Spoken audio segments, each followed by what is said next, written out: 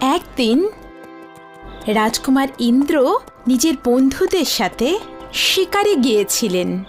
ওনারা একটা সুন্দর হরিণ দেখলেন। রাজকুমার ওর পিছু ধাওয়া করলেন, কিন্তু একটু পরে হরিণটা জঙ্গলে হারিয়ে গেল। নিরাশ হয়ে রাজকুমার ইন্দ্র ফিরছিলেন, আর ঠিক তক্ষুনি উনি কিছু আওয়াজ শুনতে পেলেন। রাজকুমার সেই আওয়াজের দিকে এগিয়ে গেলেন আর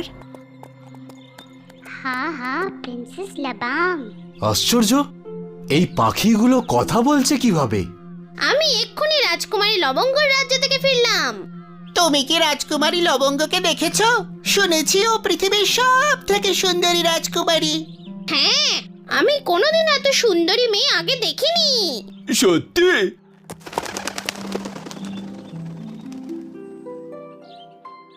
দাঁড়া,